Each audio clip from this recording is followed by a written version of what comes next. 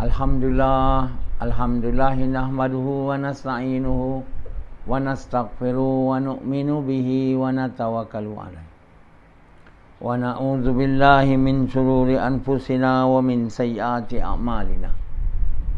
May yahdihillahu fala mudilla lahu wa may yudlilhu fala hadiyalah. Asyhadu an la ilaha illallah wa asyhadu anna Muhammadan abduhu wa rasuluh. Sallallahu alaihi wasallam tabaraka wa sallama tasliman kasiran kasira amma ba'd. Bismillahirrahmanirrahim. Wa man ahsanu qawlan mimman da'a ila Allah wa amila salihan wa qala innani minal muslimin.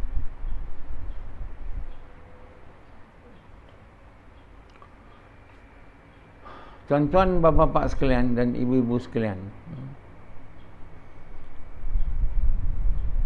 bila kita tidak tahu apa yang benar dan apa yang tidak benar, kita hidup dengan keadaan tak tahu apa benar, apa tak benar. Itu sebenarnya orang yang hidup dalam keadaan yang macam haiwan lah. Tak tahu yang benar, tak tahu apa yang tak benar. Benar pun tak tahu, apa tak benar pun tak tahu. Jadi bila kita hidup dalam keadaan tak tahu yang benar, macam orang Arab sebelum datangnya Nabi, dia berjudi kan. Lepas tu dia yang berjudi tu, dia ambil perempuan dia tu, tanya laki ke perempuan berjudi tu. Ada kata laki, perempuan, zap, dia belahkan perut perempuan tu. Dia buat minum arak, tak cukup dengan gelas, tengkorak manusia. Dia letak arak dalam tu, minum. Perempuan-perempuan pelacur advertise, bunuh anak perempuan hidup-hidup. Itu mereka buat tu, mereka ingat itu betul lah, tak ada salah. Mereka tu ahli neraka. Datang Muhammad SAW, bagi tahu mereka yang benar, bagi tahu mereka Allah itu Tuhan. Mereka sebelum tu sembah berhala. Allah kata, kamu di pinggir neraka. Dengan rahmat Allah kamu dicari. Jadi datangnya Muhammad SAW tu, itu yang bagi tahu rahmat bagi dia. Dia jadi macam sekarang Arab tu. Jadi dia orang macam sekarang, kalau dia orang tak dihantar Nabi Arab tu. Jadi kalau dia orang macam tu dulu, tak dihantar Nabi, agak-agak jadi apa sekarang? Sampai sekarang ni mereka jadi apa? Kalau dulu berjudi dengan tu, mereka teruk lagi lah.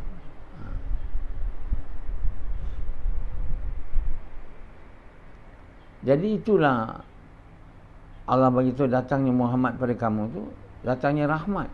Kenapa kamu tak mau ikut cakap dia? Masa di Uhud, Nabi panggil, kamu tak dengar cakap dia, terus lari. Nabi, Allah tegur, kenapa kamu tak dengar cakap dia? Sedangkan dia datang bawa rahmat kepada kamu tak nak dengar cakap dia. Macam itulah saya juga. Sebelum ni banyak kamu tak tahu. Kamu ada buat gas sebelum saya datang, bagi tahu kamu. Ada? Dah? Dengan datangnya saya, kamu dapat buat gas. Kamu dapat semayang dengan depan imam yang khusyuk. Dapat kamu sebelum? Tak dapat. Dapat kamu faham banyak perkara yang kamu tak faham dulu. Dapat faham tak banyak perkara? Bukankah itu rahmat? Atau itu bala? Bala ke rahmat? Dulu kamu tak tahu. Kan? Setelah datangnya saya, banyak kamu tahu. Bukan kamu saja, semua manusia. Kalau baca tafsir Quran saya itulah. Banyak perkara yang dulu tak tahu, jadi tahu. Begitulah dengan datangnya Muhammad. Banyak tak tahu, datangnya dia banyak tahu. Jadi daripada tak tahu kepada tahu yang benar, itulah namanya datangnya rahmat. Dan dapat buat yang benar pula. Pertama tahu yang benar. Sufyan ni dia tahu ke dulu dia kena semayang 5 waktu berjemaah? Sekarang dia tahu, tapi itu pun dia tak mau buat. Dia tak dapat rahmat lah, walaupun saya ada. Dia tak dapat rahmat. Sebab dia tahu yang benar, tapi dia tak nak ikut. Dia jadi macam Yahudi. Datangnya Nabi, nak bagi tahu mereka yang benar, mereka tak ikut. Jadi mereka tu tak dapat rahmat dengan datangnya Nabi. Malah mereka nak bunuh Nabi pula. Macam Hanzalah, dia dapat rahmat tak dengan datangnya saya? Hanzalah ni dapat apa rahmat? Dia tahu, tapi dia tak ikut. Kan? Dia tolak.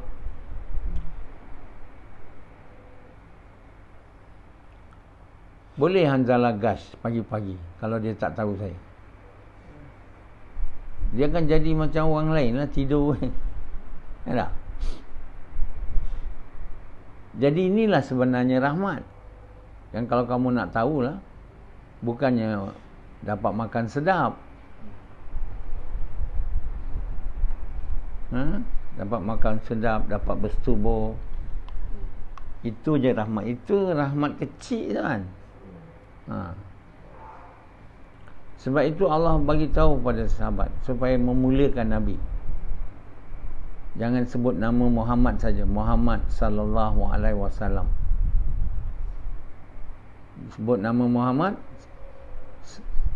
selawat atas kamu, sejahteraan atas kamu. Doa tu. Kenapa diperintah kita berselawat pada Nabi? Kerana Nabi, datangnya rahmat. Hanzalah dia tak anggap saya rahmat untuk dia. Sebut Amisab saja. Itu India punya tu. Orang yang dengannya datang bawa banyak rahmat pada kita, kebaikan, kita patut doa untuk dia. Bukan Allah suruh bagi duit, doa dia. Ini tak. Jadi orang macam Sufyan ni tak menghargai saya. Tendi tak menghargai. Kalau Nabi datang pun dia tak menghargai juga. Saya ni naib Nabi, dia tak menghargai juga.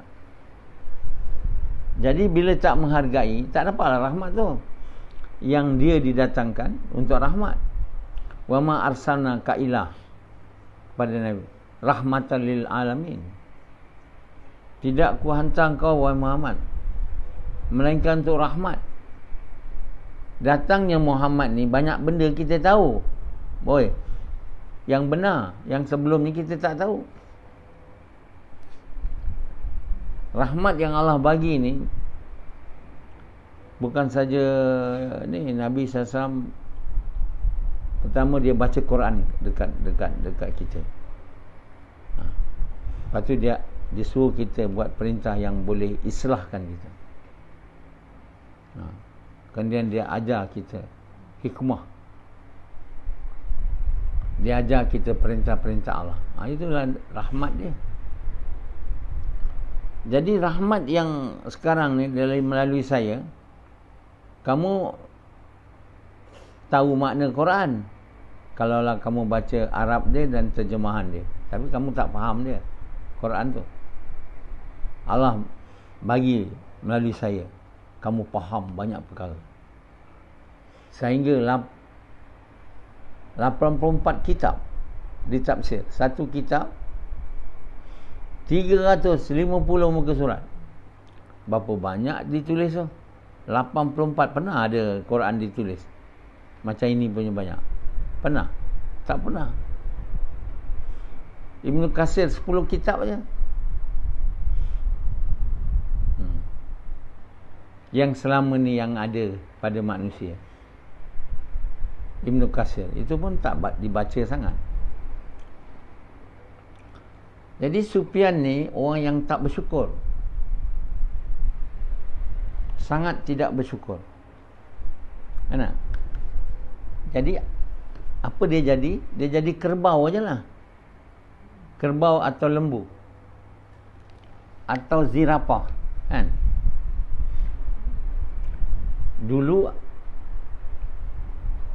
Fendi belum datang sini, dia tak ada janggut. Clean muka dia. Cuba tengok Facebook dia. Sekarang dia ada janggut kan? Bukanlah janggut yang ada ikhlasnya, tak. Tapi itu dah juga satu rahmat dia tu. Dapat janggut tu. Itu sebenarnya bukan rahmat besar. Buat bengali pun dapat boleh buat tu. Yang besar tu amal dia, kerja dakwah. Yang gas ajak orang ucap kalimah. Ya. Tapi dia tak nak masuk sekolah ni sepenuh masa. Saya bilang pindah sini, 2 hari je balik jumpa bini. Tak nak. Dia seperti dia ni juga. So cerai bini 12 tahun baru boleh cerai. Itu orang tak taat, bukan kita. Engkau taat? Taat, amin sab taat. Dia bagi perintah 12 tahun baru saya taat. Boleh saya ikut. Kau anggap dia tu orang taat ya? Sampai mati kita tak boleh anggap dia orang taat.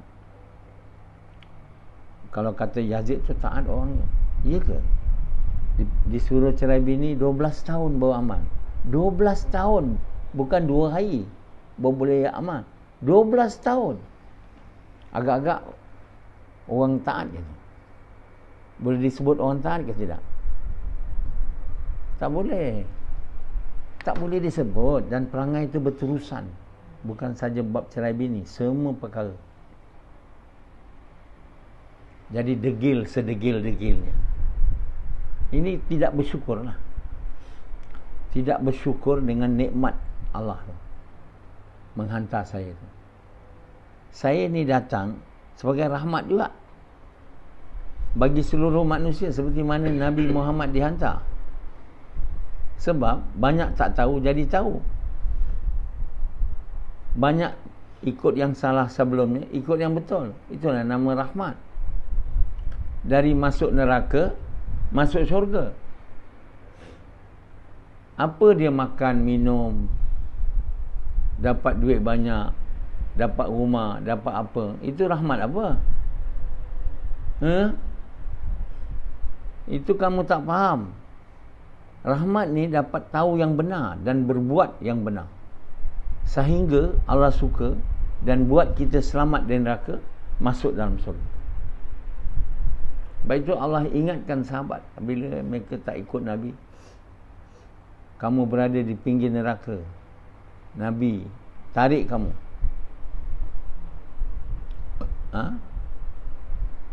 Jangan kamu bergaduh, jangan kamu engkar, jangan kamu tak dengar cakap dia. Dia adalah rahmat bagi kamu. Dia tak sedar yang Nabi itu rahmat. Bersusah payah Allah bagi tahu sesungguhnya Nabi ini sangat kasih kepada orang beriman. Sangat sayang. Kamu tak fikir. Masih mau lari lagi dari Nabi. Nak masuk neraka lagi. Jadi tuan-tuan bapa sekalian, sebab itu Nabi ini dan mereka-mereka yang ikut Nabi, buat kerja Nabi, mereka ni seumpama rahmat lah. Kan? Mamak-mamak yang datang ke Malaysia ni, dengan itu kita dapat makan roti canai, capati, tosai, itu sajalah. Lepas tu keluar berak, najis. Itu tak dipanggil rahmat. Datangnya mamak-mamak dari India sebagai rahmat bagi kamu. Itu tak boleh dipakai perkataan tu. Sebab mamak-mamak ni semua datang bagi tahu kita tentang makan roti canai, capati, tosai, apa lagi? Kari. Lepas tu kita dapat berak je. Jadi mamak-mamak tu bukan. Yang datangkan rahmat ni yang datang buat kerja Muhammad SAW. Wa ma arsalnaka illa rahmatan lil alamin. Tidak kuutuskan kau Muhammad rahmat bagi seluruh manusia. Kerana Nabi SAW bagi tahu kita yang benar, iaitu Allah gunakan dia untuk bagi tahu kita yang benar, iaitu Allah SWT bagi Quran. Quran tu rahmat tu, yang kita hari ni belakangkan dia. Belakangkan Quran ni, kita tak suka nak amal Quran. Suka ada yang bukan suka baca lah, baca. Dipaksa baca budak-budak. Kalau tak dipaksa baca, tak baca dia orang. Belajar Quran, pergi belajar. Habis belajar, campak Quran tepi, tak ada baca lagi dah. Dah tahu baca Quran dah. Untuk apa? Untuk baca Yasin bila aku mati. Anak-anak semua boleh baca Quran. Itulah tujuannya. Bila kau mati nanti, ada bukan boleh baca je, hafiz Quran, boleh baca seluruh Quran tu. Jadi kita orang Islam hanya setakat boleh baca Quran je. Itu namanya membelakangkan Quran, tak mengamalkan Quran, tak ikut Quran. Kita mentadbir negara kita, mana ikut Quran? Kita belakangkan Quran ni, letak tepi. Jangan ikut Quran. Mana kerajaan di dunia ni yang ikut Quran? Mana? Brunei? Brunei bukan ikut Quran, bertentangan Quran. Siapa yang hidup dia ikut Quran di dunia hari ini? Siapa? Tak. Siapa dia? Tak ada. Jadi maknanya kita ni bukan nak ambil rahmat Allah, buang. Makna kita ni membelakangkan Quran ni, membelakangkan rahmat Allah. Kita tak ikut hidup ni ikut Quran, kita membelakangkan rahmat Allah. Kita hari ni tak nak ikut Quran. Macam orang PAS, berye-ye nak hudud. Bab itu je dia berye-ye, tapi dia bukan faham hukum hudud tu. Dia sendiri tak faham Quran, mengamalkannya pun tak ada. Lepas tu nak memerintah dengan hukum hudud macam Brunei. Kenapa seluruh dunia tak menyangkal, menentang dia? Orang bukan Islam lah, bukan orang Islam.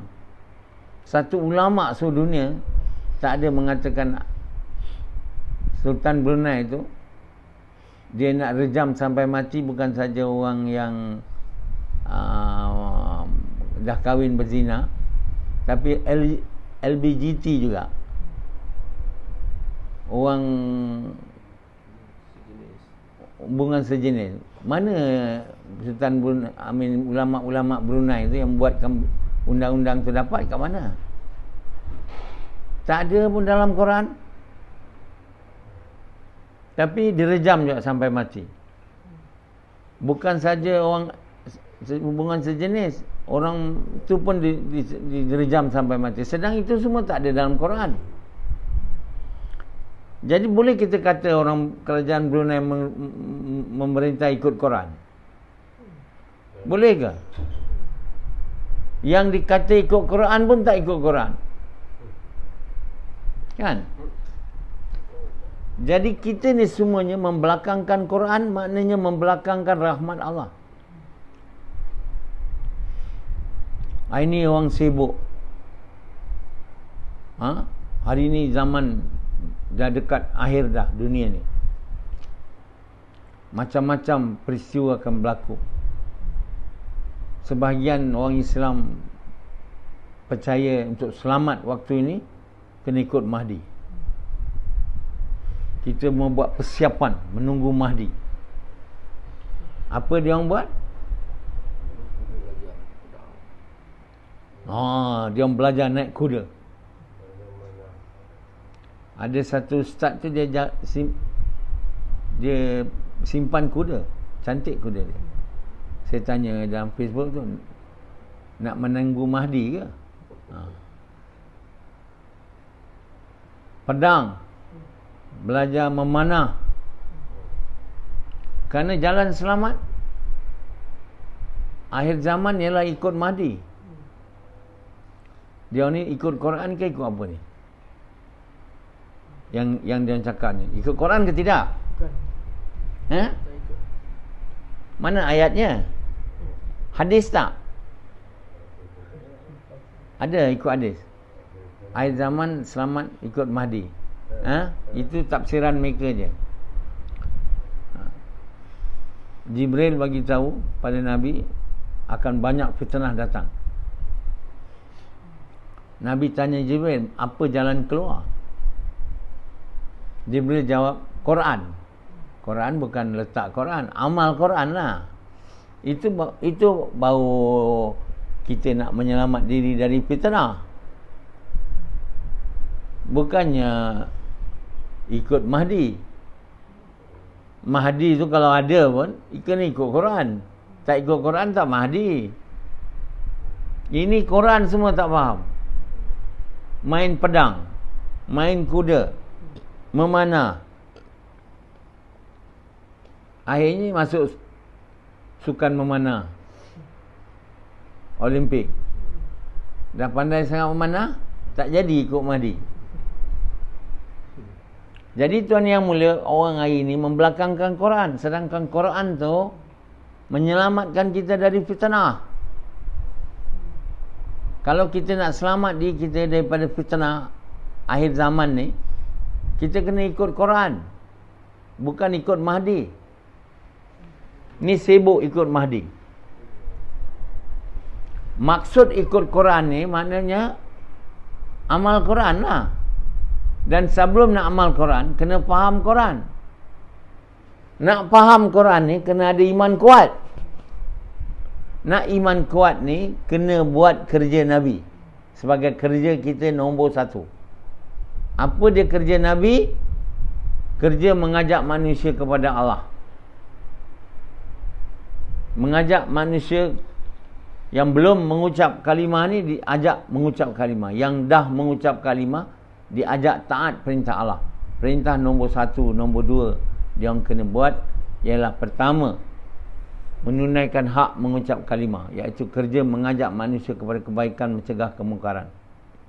Yang kedua, menunaikan solat. Lelaki berjemaah di masjid, perempuan di rumah. Itulah perintah pertama. Kedua yang paling penting dibuat. Kalau ini dah dibuat, baru perintah-perintah lain mudah dibuat. Tidak, perintah lain susah nak dibuat.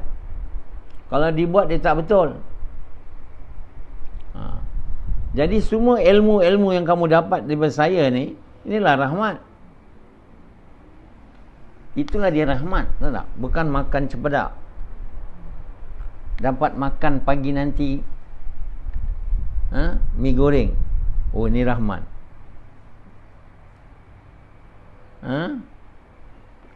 Dapat makan siput babi. Rahmat. Dapat makan ayam Turki.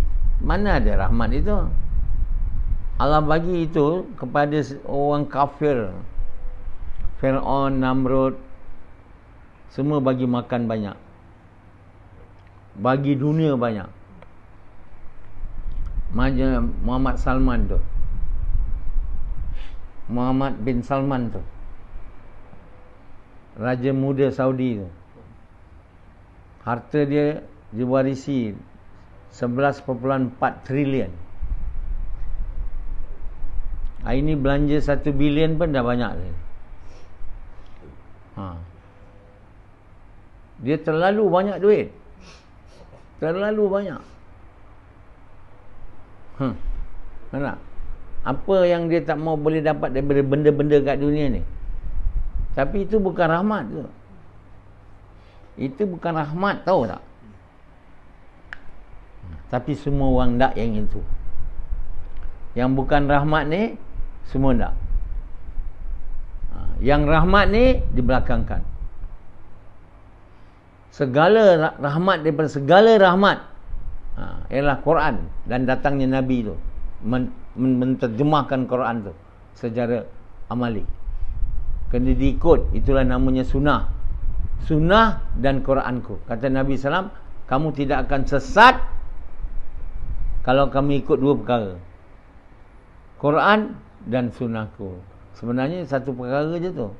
Sunnah tu amalan Quran tu yang dibuat oleh Nabi. Quran perkataan Allah, Quran dan sunnahku. Makna Quran tu lah dan sunnah Nabi. Amalan Quran tu lah merupakan jalan rahmat. Namanya jalan lurus. Kau tahu tak, Sufyan? Kau tahu tak itu jalan lurus? Kau tahu ke tidak? Kau dulu tak baca Quran pun sebelum kenal saya. Ada baca Quran? Bila kau jumpa saya dapat amal tu, itulah namanya rahmat. Sebelum ni tak baca Quran, tak faham Quran, tak buat gas. Ada kau buat gas sebelum jumpa aku? Ada? Mana? Patut kau cuti kan dekat Kulim tu. Alah, 20 tahun kau cuti, masih rahmat lagi. Kan tak? Cakap kalimah hari-hari gas. Kamu boleh buat tu kalau tak kenal saya. Jadi banyak orang dia tak kenal saya lagi dan tak tahu yang rahmat yang bersama saya tu. Kan itu mereka terhindar dari rahmat, dari buat gas, cakap kalimah. Yang mana cakap kalimah ni sekali je, dengan ikhlas, bergoyang satu tiang depan aras Allah, tiang nur tu. Tiang tu kata takkan aku berhenti bergoyang sehingga orang yang ucap kalimah ni dengan ikhlas ni diampun segala dosa-dosa dia. Itu begitu besar rahmat tu. Sebelumnya tak pernah buat, dapat buat tak pernah. Bila buat gas 10 kali boleh cakap kalimah. Setiap kali cakap kalimah dengan ikhlas, tiang nur bergoyang. Mana ada amalan macam itu tinggi punya ganjaran. Tak ada akhir kalam kalimah la ilaha illallah satu tiang nur bergoyang. Yalah kalau akhir kalam tu kalimah ikhlas, bergoyang taklah. Tapi mana nak bergoyang tak ikhlas. Cakap kalimah supaya senang mati ataupun masuk syurga, tak boleh.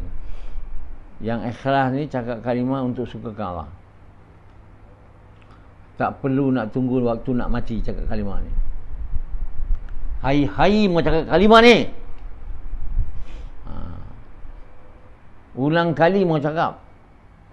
Itulah rahmat yang besar. Seluruh Quran ni kalimah lah. Tafsiran kalimah. Kalimah tu la ilaha illallah Muhammad Rasulullah. Tiada Tuhan melainkan Allah. Itu dia. Sebab itu surah Ikhlas tu pahala dia 1/3. Qul huwallahu ahad, Allahus samad. Tak ada benda besar dalam Quran ni. Satu Tuhan. Sebab itu kita bukan namanya gas mengajak orang pada Allah kalau tak cakap kalimah. Kalau tak ingatkan orang tentang kalimah, kalau tak ajak orang ucap kalimah, dia tak ada gas tu. Mana kamu tahu ni sebelum tahu saya? Tak tahu. Bila kamu tahu saya, baru kamu tahu yang benar. Baru kamu dapat rahmat. Itulah dia rahmat yang datang kepada kamu bersama saya. Macam mana Nabi SAW datang, kita terima Islam. Banyak perkara yang Allah bagi tahu dalam Quran yang kita tak tahu sebelumnya. Itulah dia rahmat yang besar. Sehingga kita terkeluar dari jadi kambing, lembu, kerbau, jadi manusia yang baik. Insan maksudnya. Macam Sufyan, dia tak mau keluar dari jadi kerbau. Dari jadi badak, dia tak mau keluar. Mana dia menjauhi rahmat Allah. Ini tak mau keluar daripada jadi zirafah. Dia jadi kambing, lembu. Allah mau kamu keluar dia jadi lembu, kambing, kepada jadi manusia. Allah mau jadi kamu sebaik-baik kejadian, mau masuk kamu dalam syurga. Tak, mau jadi kambing tak? Dengan zirafah. Mau jadi badak je. Itu maknanya kita membelakangkan rahmat Allah. Membelakangkan Quran tu, membelakangkan nikmat Allah yang sangat besar. Tidak mengamalkan Quran tu membelakangkan rahmat Allah. Hari ini kira manusia membelakangkan Quran. Tak ada satu negara pun memerintah ikut Quran sebab tak ada satu orang yang faham Quran. Yang nak mengamalkan Quran macam Sultan Brunei pun salah faham Quran. Kerana si Rizal dengan si Babu pun dua orang yang tak faham Quran juga. Malaysia langsung tak amalkan Quran. Saudi Arabia langsung tak amal Quran. Brunei tak juga dia nak amal Quran, salah faham Quran. Aduh. Jadi apa akan jadi pada kita bila kita membelakangkan Quran ni? Tentu sekali kita akan terjauh dari rahmat Allah Subhanahu Wa Taala dan tentu sekali kita tidak akan dapat kebaikan. Okey.